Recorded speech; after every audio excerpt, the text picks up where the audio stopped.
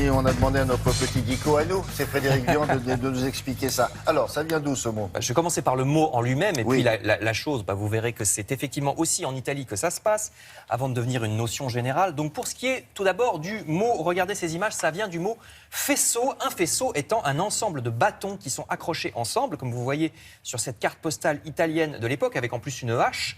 C'est un symbole utilisé souvent en héraldique, c'est le symbole de l'emblème du parti fasciste de Mussolini. Vous voyez ici avec les couleurs italiennes, vert, blanc, rouge, c'est ce qu'il y a au milieu. C'est un symbole souvent utilisé dans les blasons. Et oui, et il s'inspire de ce qui a été utilisé par les Romains. Exactement, parce que c'est le faisceau de licteur, c'est un symbole romain qu'on retrouve ici dans le blason français. Et Donc oui, c'est pas aussi. seulement dans les dictatures, Bien on sûr. le retrouve dans beaucoup de blasons, parce que ça symbolise la capacité de punir. C'est des bâtons, donc, vous voyez, la punition, c'est-à-dire le pouvoir politique, alors qui peut être exercé de manière démocratique ou pas, évidemment. Et dans le cas de l'Italie fasciste, c'était plutôt pas démocratique. Ce qui m'amène à l'Italie des années 1920, on est après la Première Guerre, il y a beaucoup de mécontentement parce que l'Italie, bien qu'elle soit parmi les vainqueurs, n'a pas gagné beaucoup de territoire comme elle l'espérait. En plus, il y a une crise économique, donc les Italiens sont très mécontents. Regardez, le peuple gronde, il y a des révoltes. Et du coup, les fascistes de Mussolini, organisation paramilitaire qu'on appelle aussi les chemises noires, c'est une organisation qui va prendre le pouvoir. C'est un peu comme un parti politique, mais par la force, ils vont marcher sur Rome en 1922. Ils menacent le gouvernement et en plus, ils disent avec nous, ce sera l'ordre. On va mater les grèves dans les usines, on va rétablir un pouvoir fort. Le roi d'Italie cède et il nomme Mussolini Premier ministre. Alors là, la démocratie, c'est fini. Il n'y aura plus d'élections. Le parti fasciste contrôlera tout. L'ensemble de la société italienne va devenir une organisation paramilitaire. Même les organisations de jeunesse, vous voyez comme ici l'organisation des jeunes filles, tout va être régi par des organisations paramilitaires. Le style même architectural de l'État va être un style qui est censé écraser l'individu. Il faut que ce soit un style très impressionnant, très dur, qui impose l'autorité, comme vous le voyez ici sur ces bâtiments de l'époque. Donc les caractéristiques du fascisme, c'est ça. Organisation autoritaire, tout le monde devant aveuglément obéir à un chef qui a tous les pouvoirs, le duce, le guide. Les opposants sont molestés, voire assassinés. Tout le monde est en rang comme dans une armée. Et le chef décide de tout dans tous les secteurs de la société.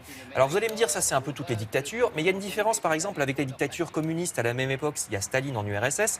C'est que les fascistes, eux, respectent la propriété privée. Ils respectent les usines, les industries, etc. Tandis que les communistes, eux, ils nationalisent, ils collectivisent. Et puis aussi, les fascistes se fichent complètement de respecter une espèce de semblant de démocratie avec des soviets, le peuple, etc. Ils disent non, non, non, nous c'est le chef, pointe à la ligne. Donc c'est, voilà, les caractéristiques du fascisme. Le fascisme italien qui va faire des émules. Hélas, d'abord en Allemagne, on va voir en 1933 Hitler et Mussolini qui se rencontrent puisqu'ils étaient alliés, les voici ensemble. Alors les nazis vont rajouter le côté racial antisémite.